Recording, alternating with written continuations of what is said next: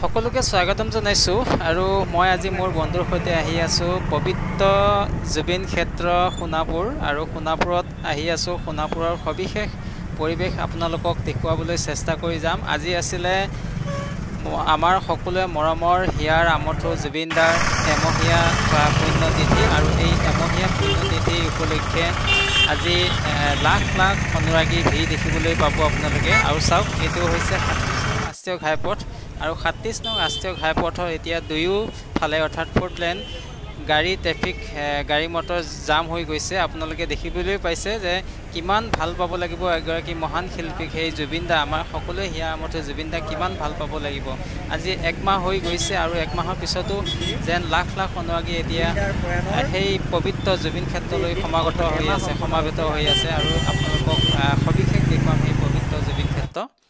আৰু এই ভিডিঅ'টো আপলোড কৰোঁতে কিছু পলম হ'ল, তাৰ বাবে ক্ষমাৰ প্ৰাৰ্থী। আৰু আমি দুয়ো বন্ধুৱে এতিয়া আহি আছোঁ 3 কিলোমিটাৰ দূৰৈত আমাৰ দুচকীয়া বাহনখন ৰাস্তাত থৈ দিছোঁ আৰু 3 কিলোমিটাৰ পথ আমি এতিয়া এনেদৰে খোজকাঢ়ি আহিছোঁ ৩৭ নং ৰাষ্ট্ৰীয় পথেৰে আমি আহি আছোঁ সেই পবিত্ৰ জুবিন ক্ষেত্ৰলৈ আৰু তাত গৈ আপোনালোকক সবিশেষ পৰিৱেশ দেখুৱাবলৈ চেষ্টা কৰি যাম। আৰু সেই পবিত্ৰ ঠাইখনলৈ আমি আহি পাইছোঁ ৩৭ নং ৰাষ্ট্ৰীয় ঘাইপথ 4 লাইন। এতিয়া আমি লাহে লাহে পাৰ হ'বলৈ চেষ্টা কৰিছোঁ আৰু আপোনালোকৰ সবিশেষ পৰিৱেশ আপোনালোকক দেখুৱাবলৈ চেষ্টা কৰি যাম।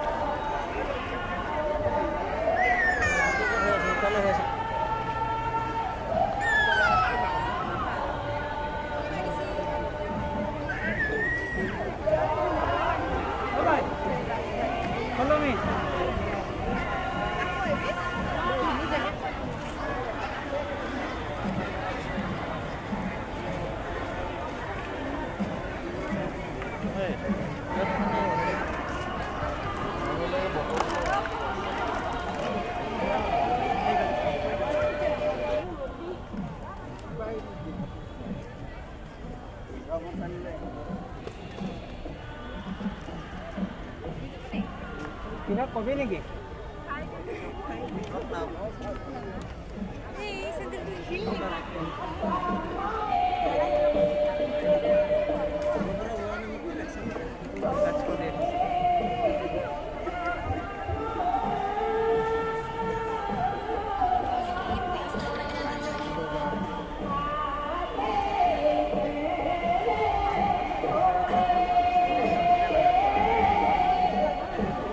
আৰু চাওক পাহাৰতো তেখেতৰ লাখ লাখ অনুৰাগীৰ ভিৰ দেখিবলৈ পোৱা গৈছে।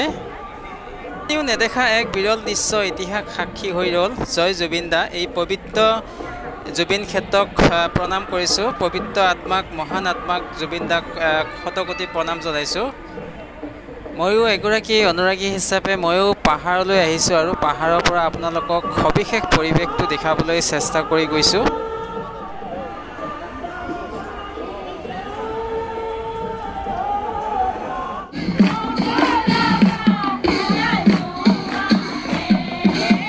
আৰু চব সুন্দৰভাৱে প্ৰায় 2 শতাধিক নামতি দলে দিহানাম ইয়াতে প্ৰদৰ্শন কৰিছে।